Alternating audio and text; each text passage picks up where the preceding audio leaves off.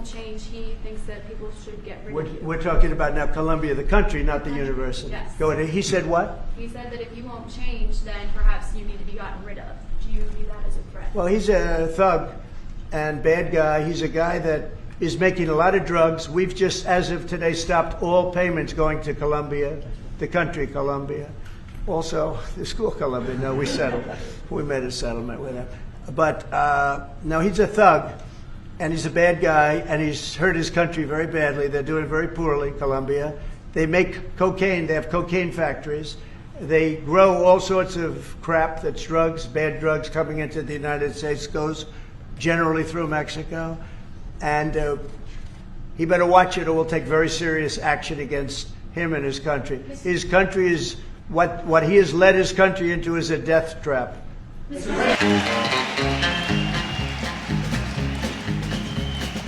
Early one morning while making the rounds, I took a shot of cocaine and I shot my woman down. I went right home and I went to bed. I stuck at 11:44 beneath my head. Got up next morning and I grabbed that gun. Took a shot of cocaine and away I run. Made a good run, but I run too slow. They overtook me down in Juarez, Mexico. Laid in the hot joints, taking the pills. In walked the sheriff from Jericho Hill. He said, Willie Lee, your name is not Jack Brown.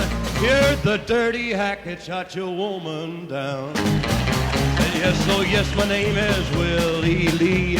If you've got a warrant, just to read it to me. Shot her down because she made me slow. I thought I was her daddy, but she had 5 more. When I was arrested, I was dressed in black. They put me on a train and they took me back. Had no friend for to go my bail. They slapped my died carcass in that county jail. Early next morning, about 9:30, I spied a sheriff coming down the line. Up then he coughed as he cleared his throat. He said, come on, you dirty hack, into that district court. Into the courtroom my trial began, where I was handled by 12 honest men. Just before the jury started out, I saw that little judge commence to look about. In about 5 minutes in walked a man, holding the verdict in his right hand. The verdict read in the first degree. I hollered, Lordy, Lordy, have mercy on me. The judge, he smiled as he picked up his pen. 99 years in the Folsom pen. 99 years underneath that ground. I can't forget today I shut that bad bitch down. Come on, you gotta listen unto me. Lay off that whiskey and let that cocaine be.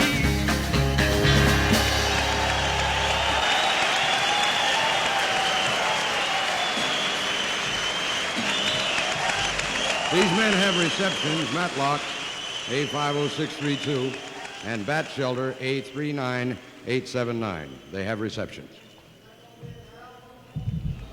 Yeah, I doubt that.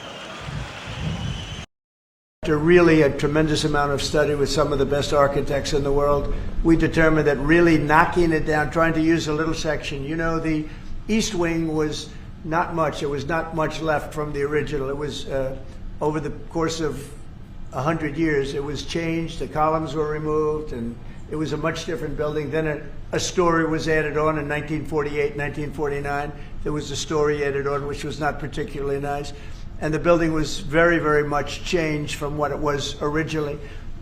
It was never thought of as being much. It was a very small building.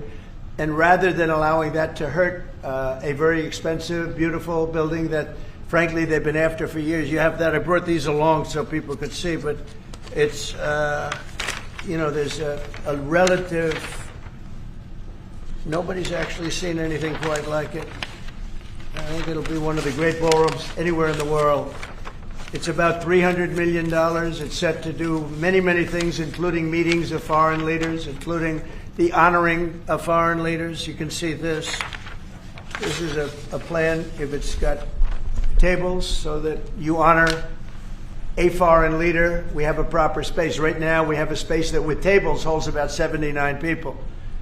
And this is a proper kind of a thing. Now, what the White House was doing, as you know, is they were putting tents out on the lawn. This is an interior shot of the ballroom. I think there'll be nothing like it. And it's being paid for 100% by me and some friends of mine, donors to it. The government's paying absolutely nothing. We're also working with the military on it because they want to make sure everything's perfect. And the military is very much involved in this.